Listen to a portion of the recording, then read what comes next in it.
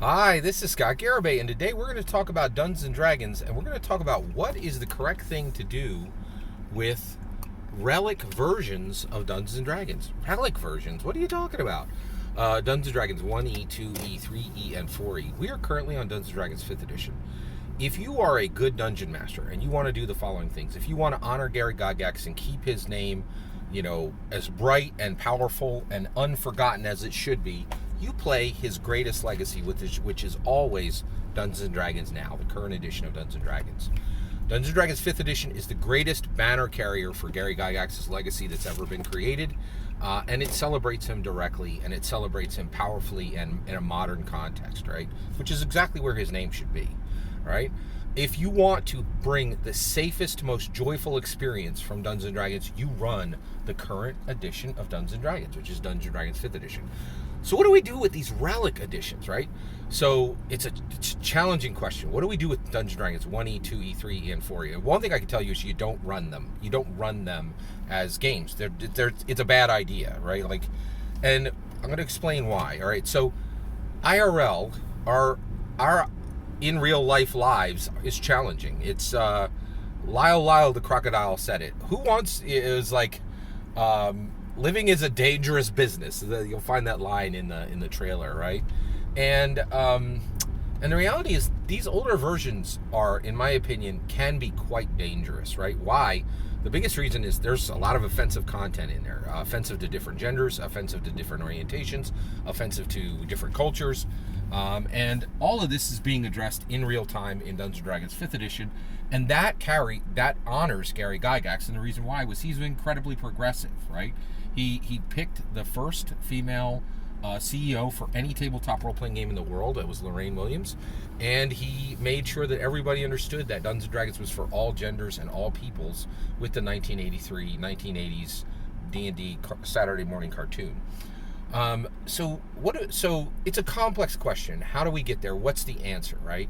Well, we find the answer for this Dungeons & Dragons question in IRL, and I've found it, and I'm going to present it to you now. So New York City answered this question, but for a different historical danger zone, okay? So New York City had an elevated rail that went through multiple neighborhoods, and it was a really cool elevated rail that went through, the city, right? And so this rail is at like second, third floor.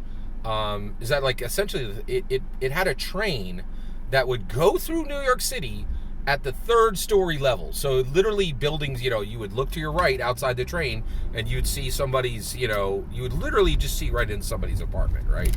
If their, blinds were open, and you see them, having their morning tea, or whatever, right? And so this thing, it served for decades, right? But there came a point where the elevated rail was no longer serving its function, right? It was rickety and old and unsafe, right? And it threatened people with danger, right? So the New York City, of course, the New York City government came up and was like, we're going to demolish it, right? And the people of the neighborhood said, oh, heck to the no, you're going to demolish it.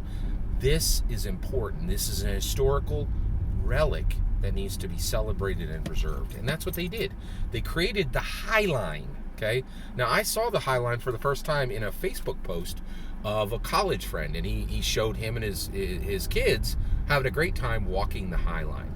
So what did they do? Well, one, they made it safe, right? They reinforced it, and what they did was it no longer functions as an elevated rail for a train, right? What it is now is where the train tracks used to be, there is grass, right? And there's a beautiful park that people can walk where the old train was. And the entire thing serves three purposes today. It serves to celebrate art, it serves to celebrate nature, and it serves to celebrate design. And that's exactly what we need to do with the relic versions of Dungeons & Dragons 1E, 2E, 3E, 4E. No one should be running them. They are dangerous, and in my opinion, they can be dangerous, right? And so the reality is, what we need to do as a Dungeons & Dragons community is reinforce them, right? And then point people to them to enjoy them reading through the books, right? Taking ideas out of them and bringing them into current version. we should celebrate we should do all three things that are being done with the High Line now, right? It should be turned into a park, essentially, right? We should celebrate the art of those earlier editions. Amazing art in many of them. Really cool art. Just fantastic art in all those editions that should be celebrated. Nature. We should celebrate nature. Now, what is the... we should be celebrating two things. What is the nature of Dungeons and Dragons? What is it? I think that's a powerful question that we're still answering today. But Dungeons and Dragons explores the nature of humanity. I think it is the most powerful tool that's ever been created to explore the nature of humanity, right? Because it allows people today to go through this 3A life cycle of abstraction to action to assertion and try things out in a safe space, right? In a Dungeons and Dragons game that they could not try safely in IRL, right? And so it should be to celebrate nature. And last, it should be to celebrate design. There is incredible design in Dungeons and Dragons 1E, 2E, 3E, and 4E that can be just picked. You can grab a piece of that old design from 1E, 2E, 3E, 4E, and you can bring it right into 5th edition. So the proper use, in my humble opinion, of Dungeons and Dragons 1E, 2E, 3E, 4E, every dungeon master needs to realize you do not run these things. They absolutely, in my humble opinion, can be dangerous. They can be culturally offensive. They can be gender offensive. They can be orientation offensive. They're problematic. They're rickety and old. And without reinforcement and without using them for a different purpose, they could absolutely be dangerous, in my humble opinion. So what we do is we do not demolish them. We use them to celebrate art, to celebrate nature, and to celebrate design. That is the appropriate, correct use of Dungeons & Dragons 1E, 2E, 3E, and 4E today, in my humble opinion. What's your humble opinion? I'd love to hear it. Let me know in the comments below. Please consider liking and subscribing, and have a wonderful millennium.